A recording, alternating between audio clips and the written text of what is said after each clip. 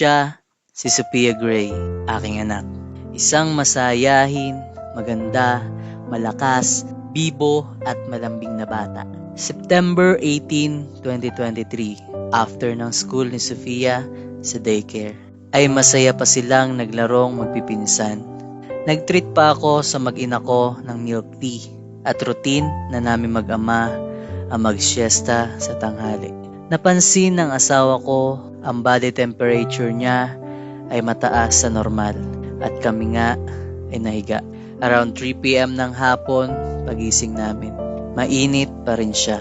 Walang simptomas na kakaiba, simpleng lagnat lang at kagaya ng nakagawiang simpleng hilot at baka napipilayan lang. O di kaya yung tinatawag namin sa Quezon na uyag. Ito ay kadalasang nagiging sakit ng bata at kinagabihan ang dating masayahin, malambing, malikot at bibong bata ay napalitan ng tahimik, matamlay at walang enerhiyang bata. Pero wala pa rin nakakaalam kung ano ba talaga ang sakit niya. September 19 ng umaga sa Doña Marta Memorial Hospital, isang public hospital sa Atimonan, Quezon. Bilang magulang, nagpasya kami na isugod na siya dito para malaman kung ano ba talaga ang totoo niyang nararamdaman at nagpasya ang doktor na kamag-anak namin. Siya ay i-confine at magsagawa ng ilang test. Bumagsak ang electrolytes, potassium, sodium at oxygen, pero wala pa rin nakakaalam kung ano ang dahilan ng pagbagsak ng lahat ng yon. At isa lang ang napansin ko sa sinasabi ng anak ko, "Daddy, masakit yung tagiliran ng tiyan ko, kanang bahagi." At yun ang palagi naming sinasabi sa doktor. Inabisuhan kami na di siya pwedeng pakainin at painumin habang isinasagawa ang monitoring at test. Lumipas ang magdamag, puro turok ng painkiller at ng para sa lagnat ang nagawa. Tusok dito, tusok dyan, at sigaw dito, sigaw dyan ang maririnig mo. Isang batang walang kalaban-laban at walang magawa kundi tanggapin ang lahat ng pagsubok sa kanya. Pero wala pa rin nakakaalam kung ano ba talaga ang sakit niya. September 20, kinabukasan, araw ng Miyerkules. Nilipat namin siya sa private room. Ni-request ang pedia doctor na kamag-anak din namin upang matutukan ang kalagayan niya. Nagdaan ang maghapon at magdamag. Isa lang ang napansin ko sa tiyan niya. Ito ay patuloy na lumalaki. Kahit wala naman siyang kinakain at iniinom. Masakit yung tiyan mo? Ha? Masakit? Alin? Yung tiyan? O, huwag ka nang umiyak. Mawawala na din. Gagaling ka na Magpapagaling na tayo ha. Akala ko simpleng kabag. Akala ko pag dumumi na at nakaihi na siya ay bubuti na ang pakiramdam niya. Ngunit mali ako. Walang nagbabago sa kanya, kundi ang sakit na iniinda niya ay patuloy lang na nadadagdagan. Dahil hindi lang tagiliran, kundi buong tiyan niya ay sobrang laki at sobrang sakit na. At sa araw-araw na lumilipas, na hindi siya kumakain at umiinom, tusok pa rin dito, tusok pa rin dyan ang nagawa. Pero wala pa rin nakakaalam kung ano ba talaga ang sakit niya. September 22, Biyernes ng hapon, nagpasya ang kanyang pedya na kung maaari ay mailipat na sa Lucena City sa kadahilanang siya ay aalis upang dumalo sa isang seminar. Pinapili kami na kung sa public or private hospital at dahil hindi naman kami mayaman at dahil hindi ko pa nakikita ang malaking pagsubok na aming kakaharapin, pinili ko ang QMC, isang public hospital sa Lucena City. At ito ang malaking pagkakamali ko sa buhay ko. Sa kaparehong araw, dumating kami ng alas 5 ng hapon. Ayos naman sila sa una. Inasikaso kami ng mga nurse ng maayos. Kahit alam kong maraming pasyente. Nung una, halos walang pumapansin sa amin. Ngunit nung niyakap ako ng isang doktor at nang makita ko ay kababata ko pala na 15 years kaming di nagkita. Ang dating mga makukupad gumalaw at nagbibingi-bingihang mga nurse ay animoy mga superhero sa sobrang bilis umasikaso. Pinalagay ko na ang loob ko sa sinabi ng kaibigan kong doktor na tol, possible operahan ha. Sa isip ko naman, kung yan ang pagsubok ng Diyos para sa amin at para sa anak ko, alam ko di niya kami pababayaan. Natapos ang x-ray, ultrasound at CT scan at kami ay naghintay ng resulta. Pero alam kong may kopya na ang mga doktor at ito ay kanilang pinag-aaralan. Ipinakita sa akin ng kaibigan ko ang CT scan ng anak ko. Hindi ko rin naman maunawaan kung ano ang tinitingnan ko. Habang nasa ER, nilipat kami ng pedio ward. Infectious ward pa nga ang nakalagay sa pinto. At dito namin naranasan ang bangungot sa aming buhay. Abdominal pain, yan lang ang nakalagay sa medical record. Same routine, turok dito, turok dyan, sigaw dito, sigaw dyan, iyak dito, iyak dyan. Pero wala pa rin nakakaalam kung ano ba talaga ang sakit niya. September 23, Sabado ng umaga. Pang-4 na araw na niyang di kumakain at umiinom. Nagbibigay suporta na lang sa maliit niyang katawan ay ang 4 na pirasong swero na nakatusok sa mga kamay nito. At ako naman ay nagtanong kung may doktor na magra-rounds. Sumagot ang nurse, meron po. Habang kami ay naghihintay ng resulta ng mga test na ginawa sa kanya, naghihintay din kami na matingnan ng doktor. Ang sabi ay 10 AM ang start ng rounds. Tanghali na ito sa kadalasang rounds na alam ko, pero naghintay pa rin ako. Sumapit ang 3:00 ng hapon. Walang doktor na pumasok sa kwarto ng 7 tao. Lahat ay nagtatanong at nagtataka. Bakit wala pa? Nakita at nakausap ko sa hallway ang doktor at muli nakiusap ako na baka pwedeng makita niya ang kalagayan ng anak ko. At muli, sinabi niya ang mga salitang, sandali lang, pupunta ako doon, mag-isa lang kasi ako. Kami ay naghintay at sumapit ang 7:00 ng gabi. Walang doktor na sumilip. Hindi na nakayanan ng damdamin ko ang iniindang sakit ng anak ko. Sa bawat hiyaw, sa bawat iyak, sa bawat salitang binibigkas niya, na daddy, gutom na ako. Daddy, bakit sila kumakain? Bakit ako hindi? Gutom na ako. Ang sakit-sakit ng tiyan ko. At habang pinapatahan ko siya, hindi ko namalayan na tumutulo na pala ang luha sa aking mga mata. At sa pagkakataon na ito, nagdesisyon na ako. Ilipat na sa pribadong hospital para magamot. Salamat sa mga payo ng kaibigan, kamag-anak at kakilala na may hindi rin magandang karanasan sa ospital na ito.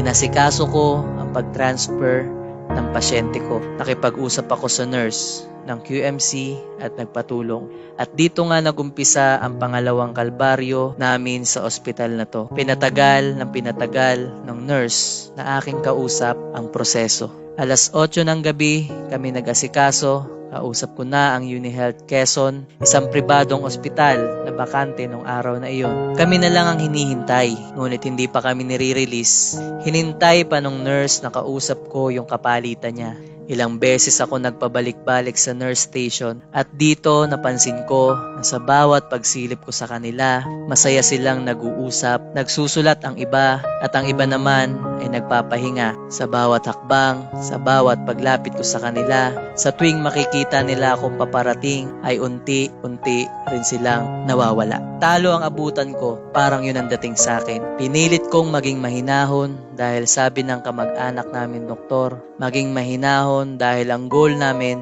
ay makaalis kami doon. Alam ko ang dinaranas mo dyan, dagdag pa ng kamag-anak namin doktor. Nagsimula ng 8:00 ng gabi. Na-release din kami sa wakas, pero di ko namalayan ang oras, 4:00 na pala ng umaga. 24 oras, saka palang dumating ang doktor. Sinilip niya kami, hindi dahil magra-rounds na siya, kundi dahil kailangan siyang kausapin ng doktor na lilipatan namin. Hindi na namin mahawakan ng maayos ang anak ko. Sa kada galaw na gagawin niya, kasabay nito ang paghiyaw. Sa sobrang sakit, pero wala pa rin nakakaalam kung ano ba talaga ang sakit niya. Isinakay sa bangko na digulong. Kasunod ang aparatong nakakatulong sa kanya sa paghinga. Habang ako naman ang may dala ng lahat ng kagamitan niya. Sa pagsakay ng elevator nga, muntik ko nang sigawan ng mga nurse. Mga nurse na tumutulak sa mag-ina ko, may swero sa kamay, may hose na nakapasok sa ilong papunta sa sikmura at may oxygen pa. Pero bangga dito, bangga dyan, ang ang ginagawa na animoy nananadya para masaktan ang mag-ina ko. Pero pinigilan ko. Sa pagbaba ng elevator, sinabi ko sa sarili ko, ilang hakbang na lang. Malapit na ang ambulansyang sasakyan nyo. Paalis dito.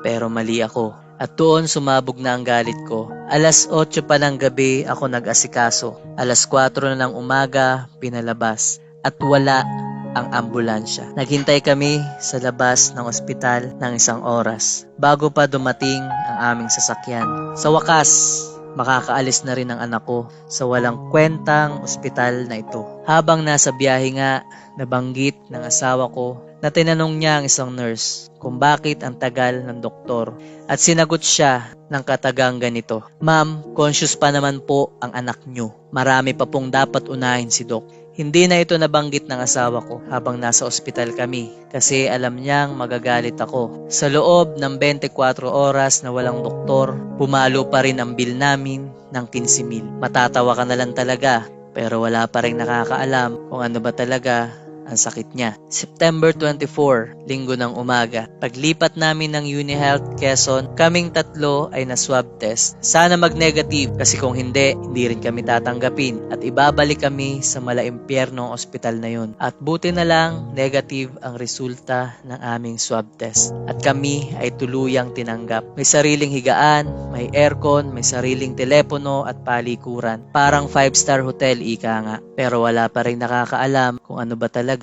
ang sakit niya. At sa kaparehong araw sa UniHealth Quezon, abdominal pain pa rin ang nakalagay sa medical record niya. Sa ER nga, kinausap ulit ako ng doktor at sinabi na, "Daddy, posibleng operahan ha, pero hindi ako surgeon at hindi rin ako pedya. Sila pa rin ang magdidesisyon yan," ika niya. At dito nga nagumpisa na ako magtanong at mag-usisa kung kamusta ba ang success rate ng mga ganitong klaseng operasyon. Hindi ko na tinanong kung magkano kasi palagay na rin ako na magiging malaki ang babayaran ko. Ngunit akin nang napapansin ang pagbabago sa anak ko. Sa bibig na siya humihinga at parang kinakapos sa hangin. Alam ko malala na ang lagay niya. At ganun pa rin sa loob ng 6 na araw at 6 na gabi, walang kain, walang inom. Swero pa rin ang nagbibigay sa kanya ng lakas. Ang bigat sa pakiramdam na makita ang dating batang masayahin, bibo, maganda, malakas at malambing na bata ay isa na ngayong iritable, matamlay, nanghihina at gutom na gutom. Alas 8 na nga ng umaga. Dumating ang pedya na naka-assign sa kanya. Pagpasok sa kwarto, iniangat ang damit ng bata upang makita ang kondisyon ng tiyan na halos kasing laki na ng pakwan. Wala pang 1 minuto sa loob ng kwarto, nag-utos ang pedya sa nurse na tumawag na ng surgeon, yung pinakamagaling. At ang dating teorya ko na malala na ang anak ko, alam ko na totoo na ito. At hindi katulad ng mga nauna, sa wakas may nakakaalam na kung ano ba talaga ang sakit niya. Sa kaparehong araw, alas 12 ng tanghali, dumating ang mag-o-opera. Isang matangkad na matanda, makisig ang pangangatawan. Katulad ng doktor na nauna, iniangat ang damit ng pasyente at wala pang 1 minuto, nagsalita ito. I-line up na ito sa operating room. Urgent, pumutok na ang appendix nito 3 to 4 days ago pa. Kahit hindi ko natingnan ang resulta ng CT scan, x-ray at ultrasound nito, dagdag pa niya. At nang marinig ko ang mga pangungusap na ito, nanumbalik sa akin ang hirap na dinanas ng anak ko sa malaimpyernong ospital na iyon. Dito nga ay kinausap ako ng masinsinan ni Doc. Ilang araw nang nilalaso ng katawan ng bata. Daddy, ito ang mga posible na mangyari. Pag inoperahan siya, posibleng tutubuhan siya, ihina ang paghinga at pintig ng puso. 6 na araw at 6 na gabi siyang walang kain. Tapos isasabak na rin sa operasyon. 70-30 ang chance natin dito, ika na matipunong doktor. Ako nga ay lumuhod na umiiyak habang nakatalikod sa anak ko. Lamang ang mawawala ang baby ko. Dito ko naramdaman na hindi dapat ako panghinaan. Kailangan ako ng anak ko. Kaya kailangan kong magpakatibay, magpakahaligi ng tahanan. At nagumpisa akong tumawag sa mga mahal namin sa buhay. Mapakaibigan, kamag-anak o kakilala. Si Mami, Mama G. Ay, Mama Edith pa pala. Parehas natin yung pangalan sa nilagay mo. Love you. Lalabas na po ako, ma. Hanggang October 7 yun yung ibig sabihin, bibili pa rin talaga na. Opo. Ipag-pray nyo na lang dyan, ma. Ay, naku, hindi ka nagkakaano. Pagpasok pa lang doon, nasaan talaga pa ako, tatawag ko na. Galingan, marami nag-aabang sila. Babantaan ko na lang kayo mamaya. Hindi pa pera ang hinihingi ko sa kanila, kundi ang kanilang taos-pusong pananalangin na sana magmilagro ang Panginoong nasa langit. Bigyan pa kami ng pangalawang pagkakataon na makasama at maalagaan pa siya. Mabigyan pa siya ng pagkakataong matupad ang mga pangarap niya. At habang tinutulak namin ang higaan papunta sa operating room, ito ang mga pangyayari. Anak, gagalingan mo ha. Love you. Ang bigat pala na dating sa teleserye mo lang napapanood ay nangyayari na sa totoo mong buhay. Ganito pala ang sakit na ang batang walang kamalay-malay, batang di madepensahan ng sarili ay makakaranas ng sakit na kahit ang matanda ay halos hindi na kaya. Baka raw abuti ng 5 oras ang operasyon dahil sa mga nabanggit na posibilidad. Isa lang ang aming magagawa, kundi ang magdasal na magdasal na magdasal. Habang ginagawa namin iyon, mayroon kaming napansin sa anak ko. Bago at pagkatapos umalis sa kwarto, lagi siyang umiidlip, natutulog at tahimik lang. At dito ko napagtanto na baka nagpapahinga at naghahanda siya sa operasyon. Dumating na ang oras. Dito wala kaming ginawa kundi ang umiyak, magdasal at umiyak. At sinabi ko sa anak ko, "Nak, may nakita mo si Papa God. Sabihin mo naghihintay ang mami at daddy mo ha, kasi mag-i-school ka pa kamo. Okay?" At tumungo ang munting paslit. Habang pinapasok siya ay biglang umiyak at humabol sa akin. Di ko maipaliwanag ang nararamdaman ko. Pakiramdam ko naghahabol ako ng oras. Oras na makasama ang anak ko. Oras na hindi ko alam kung mawawala na o tutuloy pa. At dito nakiusap ako sa assistant surgeon na, "Dok, pwede po bang patulugin ko muna?" At sinabi ko sa anak ko, "Gusto ko ako ang huling taong makikita ng mga mata mo." At itinurok ang pampatulog. Ang mga mata ay unti-unting pinikit ng batang namimilipit na sa sakit. Lumipas ang 1 oras at kalahati. Masyadong maaga sa nabanggit na 5 oras. Kaba at takot ang nananaig sa akin ngayon. Lumabas ang nurse sa loob ng operating room at nagsabi sa asawa ko, "Mami, may diaper po kayong dala?" At dito kinausap ko ang sarili ko. Kung hindi nakasurvive ang pasyente, diaper ba dapat ang hahanapin? At kumaripas ang takbo ang asawa ko, habang ako naman ay naiwan. Kinausap ako ng nurse at sinabi na, "Sir, okay na po." Pero hindi ko ito naintindihan. At di nagtagal lumabas na rin ang matipunong doktor. Dala-dala ang magandang balita na, "Sir, ligtas na ang anak nyo." Dito nga ay pinuri ng doktor ang anak ko at sinabi, "Daddy, Mami, malakas ang anak nyo. Lahat ng inaasahan naming mangyayari, ni isa doon ay walang nangyari." At lahat kami ay sama-samang nanalangin at humingi ng pasasalamat. Pasasalamat para sa lakas ng pangangatawan, lakas na bigay ng Panginoon, lakas na ginamit para malagpasan ang pagsubok na iyon. Sa recovery room na namin nakausap ang anak ko. Gising na parang walang nangyari. Wala na ang dating iritable, matamlay, nangihina at gutom na bata.